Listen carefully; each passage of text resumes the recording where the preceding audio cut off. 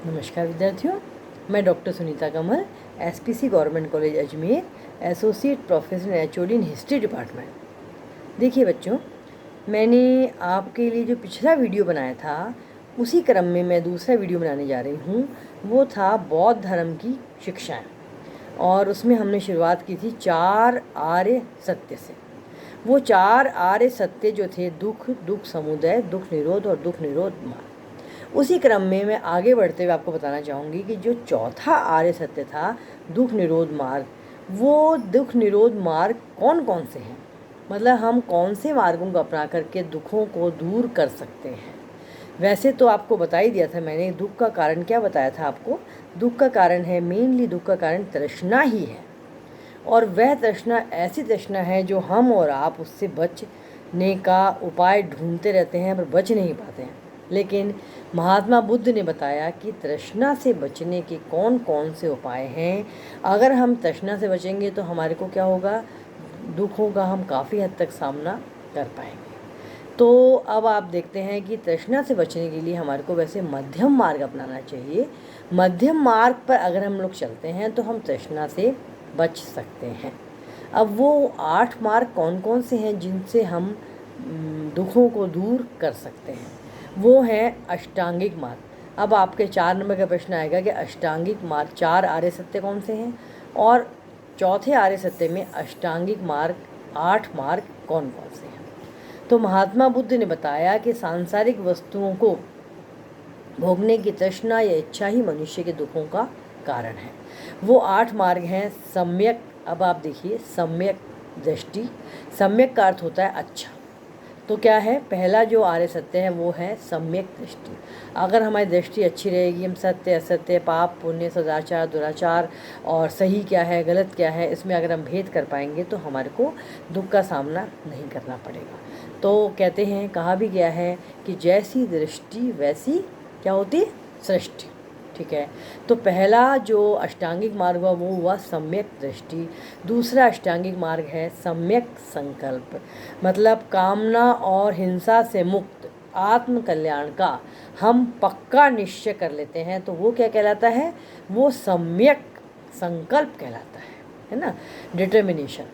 तीसरा आर्य सत्य जो है वो है अष्टांगिक मार्ग है वो है सम्यक वाणी। मन वचन और कर्म से हम लोग अगर वाणी अच्छी रखते हैं, अच्छा बोलते हैं, सत्य विनम्र और मृदु वचन बोलते हैं, तो बहुत हद तक हम लोग दुखों से दूर हो सकते हैं।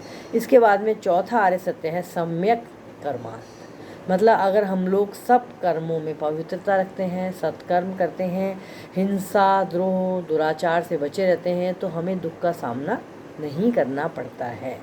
अब कर्म में भी आप देखिए, मन वचन और कर्म तीनों चीज़ें आती हैं। हम अच्छा कर्म करें तो हमें दुख का सामना नहीं करना पड़ता है। इसी क्रम में हम देखेंगे सम्यक आजीविका। सम्यक आजीविका क्या होती है, सम्यक का अर्थ तो अच्छा है, आजीविका है जो व्यक्ति अपने जीविकोपार्जन के लिए जिस तरीके का उपयोग करता है, जिस तरीके का साधन अपनाता है, वो क्या होना चाहिए, वो हमेशा उचित साधन होना चाहिए, वो अच्छा होना चाहिए, खराब नहीं होना चाहिए। उसी प्रकार से सम्यक प्रयत्न, इससे क्या कहा गया है, सम्यक व्यायाम भी कहा गया है। इसके लिए हमें निरंतर प्रयत्नशील रहना चाहिए।